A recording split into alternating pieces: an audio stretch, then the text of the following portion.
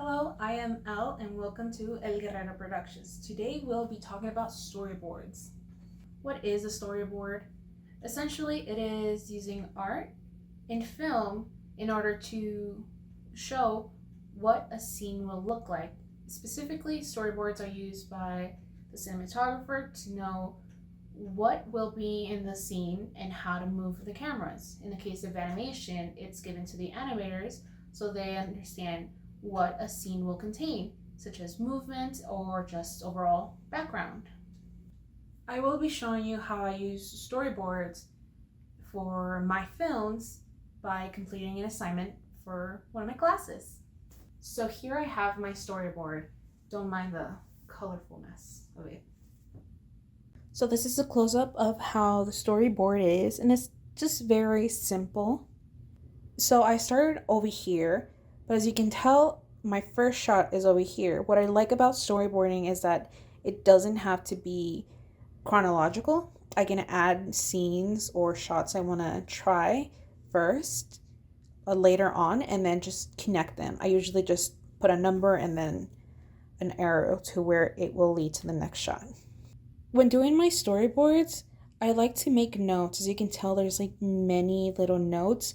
A lot of the times I won't actually do anything with these notes, but it's good to have this here so it gives me a visual of what I will be doing while filming. Because if I'm doing this by myself, then this is a time saver. So what I'm currently going to use for my project will be a C100 with a 24 millimeter lens. Now that we have all of our footage, we're going to see how it all compares to this. So the first thing that we have here would be what was supposed to be the kettle, the first shot. But both videos that I took, obviously, they were decent, but they could have been better, honestly. So it came out better in my head, but now we know. This was shot number 3, and it, as you can tell, it's a very decent shot, and it did come out as like I wanted. Number 6, it's a little too dark, and it could have been better. It's really orange.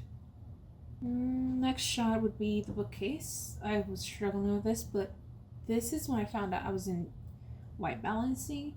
So, yeah. I have not worked with the C200 that much, so I'm still like figuring out how to use it. And plus, in this assignment, I was using a primary lens where I can't change how close or far it is. I literally need to move the camera, so I was having a little issue with that. Now it was over the shoulder. The first shot was like very far. The camera was like from like I was like right here. The camera was like right here, but it was still too far because of the type of lens I was using. So I had to change my angle.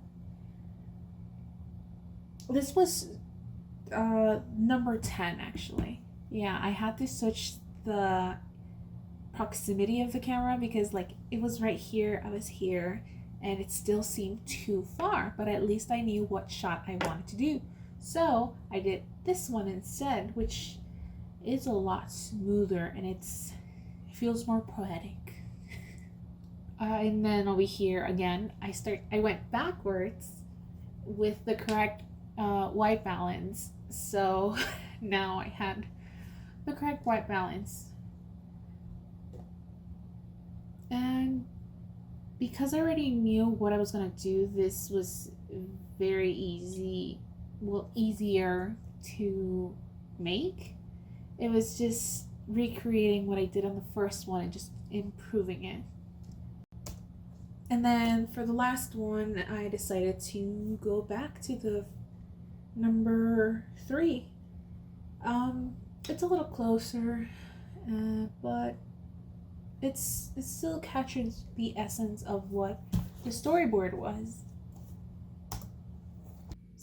So that is how I use storyboarding in my films, especially when I'm working by myself. It is a very difficult process, and I will be posting that video after I get critiqued in my class about it. Well, have a good night, and I'll see you next week probably. Bye.